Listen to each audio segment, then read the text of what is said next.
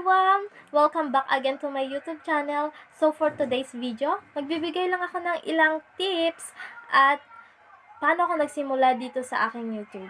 So let's go!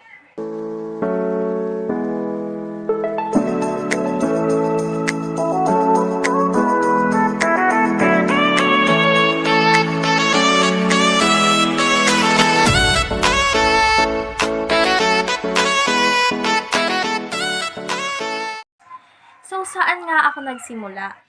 Una, nag-adventure ako doon sa medyo, So, malapit lang naman sa amin yun. Pumunta kami sa falls, and then, nag-video ako doon. Feeling vlogger, ganun. So, pinost ko ito sa social media, and then nakita ng mga friends ko, mga kamag-anak, na maganda yung video mo, at sabi nila sa akin, bakit hindi ka mag-vlog? Ayun, napaisip ako kaagad, guys. Bakit hindi nga ba? Bakit hindi ako mag-vlogger? Naisip ko, nga, mag-vlogger ako. Kaya lang, may problema, guys. Wala akong gamit. Nag-search ako ngayon sa YouTube channel kung ano nga ba yung mga kailangan na gamit. Paano nga ba magsimula sa pag-vlog?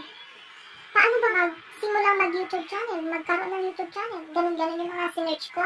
So, may napanood ako na pwede palang mag-vlog na gamit lang ang cellphone.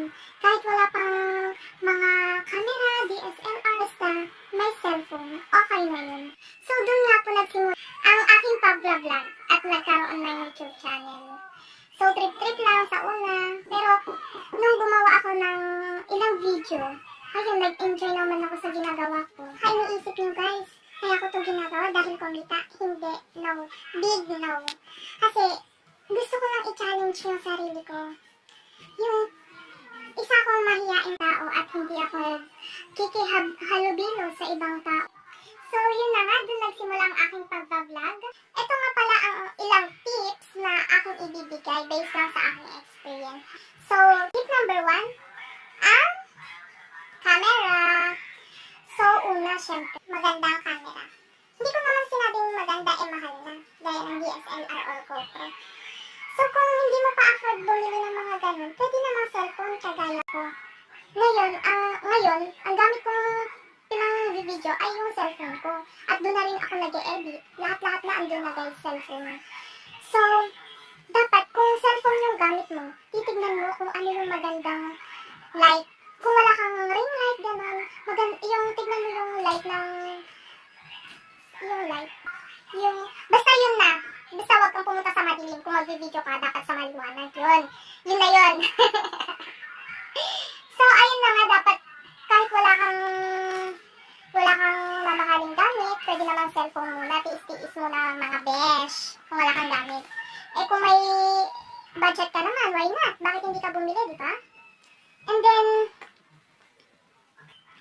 kung mag-video ka, yung maliwanag. At hindi ka magulo mag-video. Hindi yung nag-shake-shake siya, gano'n, nagugulo na yung mga nanonood sa'yo, kung gano'n, mga best. Dapat kung mag-video ka, naka-landscape, hindi yung paganyan. Kasi yung iba, nakita ko pa ganyan, bakit kaya nag-video ng ganyan, nakatayo?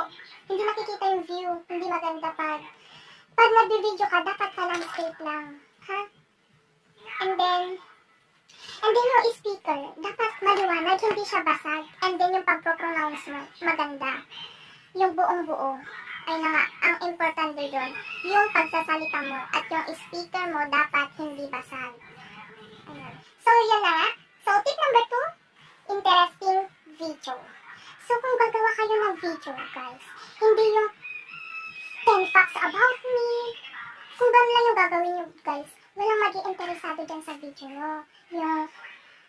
Dapat ang gawin nyo, yung trending. Yung ano ba yung trending ngayon, gano'n. Or yung talent nyo, kung saan ba kayo magaling. Kunyari, magaling kayong sumayaw, kumanta, mag-acting. Kung magaling ka mag-acting, gumawa ka ng love story, gano'n. Or gumawa kayo ng tutorial. Kung kayo ng how to create a thumbnail, how to edit a video, gano'n yung mga gawin nyo. Kasi maraming mag-i-interesado dyan, lalong-lalo na yung mga gagawa pa lang ng channel. At doon rin ako kuha ng mga idea ko bago ko simulan itong channel kong ito. So, yun na nga guys, dapat maganda yung pagkagawa nyo ng video, dapat exciting, may inaabangan, may laman. Ganon yung gawin nyo. Tip number 3, magandang thumbnail. Kung maglalagay ka ng thumbnail, dapat yung yung kagaya ng iba na 12 hours, magkakaroon ka ng 1K subscriber. Tapos kung i-play mo naman yung video niya, eh hindi naman tugma sa thumbnail niya. So, dapat kung maglalagay kayo, makatotohanan naman, okay?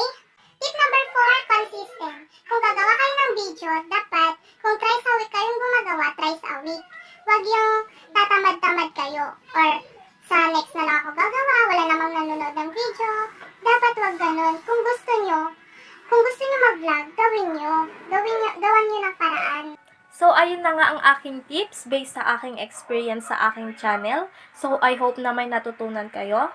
And kung may question kayo, just comment down at magtutulungan tayo. So, yun lang mga bes. Don't forget to subscribe and click the notification bell for more info. Bye-bye! Peace.